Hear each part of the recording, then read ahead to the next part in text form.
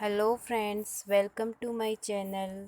कल हमने पढ़ा था मनोविज्ञान को चेतना के विज्ञान के रूप में पढ़ा कि जो चेतना का विज्ञान है वो 1870 ईस्वी से 1900 ईस्वी तक रहा। इसके प्रस्तुतकर्ता थे विलियम जेम्स, विलियम वुंड थे। तो किस प्रकार से चेतना का विज्ञान जो है उसका अर्थ जो है सबसे कम समय तक रहा था, और किस प्रकार क्यों चेतना का विज्ञान जो है वो सबसे कम समय तक क्यों रहा था, इसका रीज़न क्या था। तो इसके जो थे वो दो महत्वपूर्ण रीज़न थे कि चेतना का मनोविज्ञान जो है वो सबसे कम समय तक प्रचलित रहा था। क्योंकि फर्स्ट रीज़न है इसका, जो विलियम मैकडूगल थे, इन्होंने 1900 ईस्वी में आसपास एक पुस्तक लिखी थी, द आउटलाइन साइकोलॉजी। इस पुस्तक में इन्होंने चेतना को एक बुरा शब्द बताया, और चेतना को बुरा वर्णित करने वाले ये पहले थे कि विलियम मैकडूगल ने बताया। तो इन्होंने कहा था कि मनोविज्ञान के लिए जो चेतना शब्द है उसका उपयोग करना मनोविज्ञान के लिए बहुत ही दुर्भाग्यपूर्ण बताया था। तो चेतना शब्द को बुरा वर्णित करने वाले जो थे वो विलियम मैकडूगल ही थे। तो और सेकंड रीज़न क्या था कि सिगमंड फ्रायड जो थे, इन्होंने भी 1900 ईस्वी में एक सिद्धांत दिया था। वो सिद्धांत था मनोविश्लेषणवाद सिद्धांत दिया सिगमंड फ्रायड ने। इन्होंने एक प्रयोग किया था बर्फ़ के टुकड़े पर। बर्फ़ के टुकड़े को इन्होंने पानी में डाला, तो कुछ भाग जो है वो बर्फ़ के टुकड़े का जो ज़्यादातर भाग था वो पानी में डूब गया, और कुछ भाग जो है वो हमेशा ऊपर ही रहा, और कुछ भाग ऐसा था जो कभी डूबता और कभी ऊपर आ जाता। तो बर्फ़ के टुकड़े पे इन्होंने प्रयोग की, तो जो ज़्यादातर भाग जो डूब गया उसे इन्होंने अचेतन बताया, और कुछ भाग जो था जो कभी डूबता कभी ऊपर आता, तो उस भाग को उन्होंने अर्धचेतन बताया, और कुछ भाग जो हमेशा ऊपर रहता उसको इन्होंने चेतन बताया। तो बर्फ़ के टुकड़े पर प्रयोग किया इन्होंने। बर्फ़ का टुकड़ा पानी में डाला, पानी में कुछ भाग डूब गया, कुछ नहीं डूबा, कुछ किनारे किनारे पर ऊपर और नीचे होता रहा।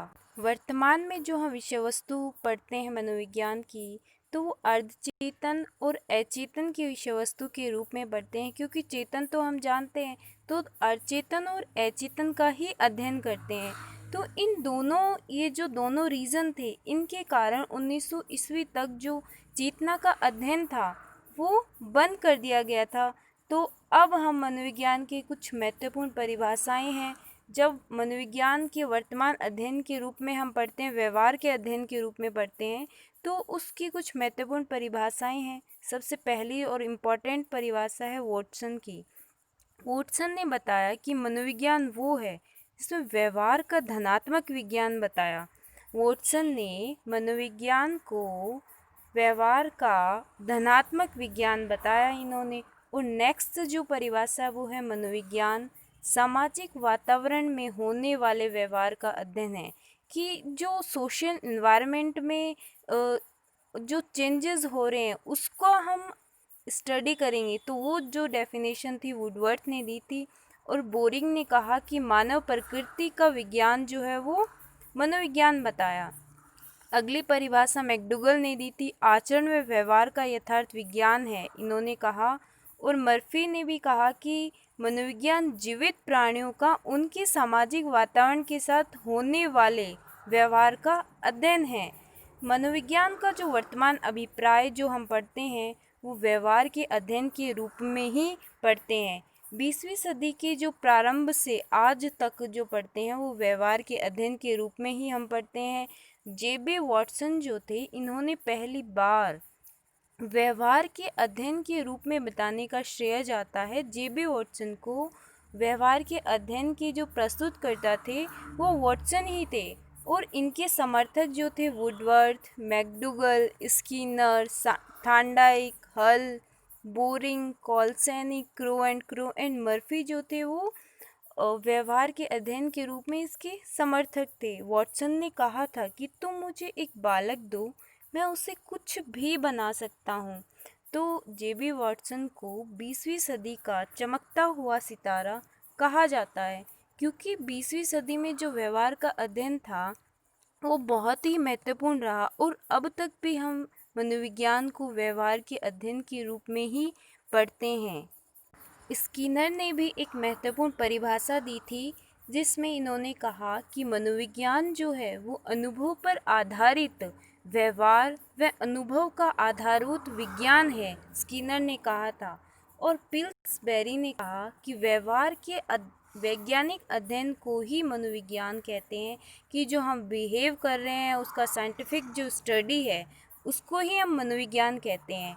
और सबसे इम्पॉर्टेंट क्वेश्चन है कि मनोविज्ञान की जो अर्थयात्रा परिभाषा थी वो किसने दी थी? वुडवर्थ ने दी थी।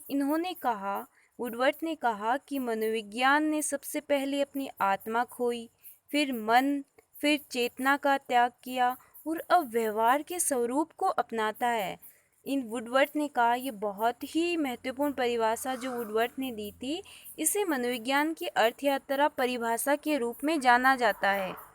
तो आज हमने पढ़ा कि किस प्रकार जो है वो चेतना का विज्ञान जो मनोविज्ञान का था वो किस तरह से समाप्त हुआ, उसके क्या क्या कारण थे, और कुछ महत्वपूर्ण जो परिभाषाएं हैं वो हमने पढ़ी कि जेबी वॉटसन ने क्या परिभाषा दी थी, और 20वीं सदी का चमकता हुआ सितारा जेबी वॉटसन को क्यों कहते हैं, क्योंकि 20वीं सदी में तब जब 1900 ईस्वी में जब समाप्त हो गया था चेतना का विज्ञान, तब से लेके अब तक हम व्यवहार के अध्ययन के रूप में ही पढ़ते हैं मनोविज्ञान को, और आज तक भी यही है।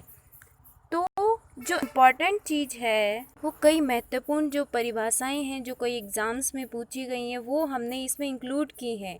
तो नेक्स्ट जो पार्ट है वो हम आगे कल पढ़ेंगे। अगर वीडियो पसंद आई तो लाइक करें, शेयर करें और चैनल को सब्सक्राइब ज़रूर करें। Thank you.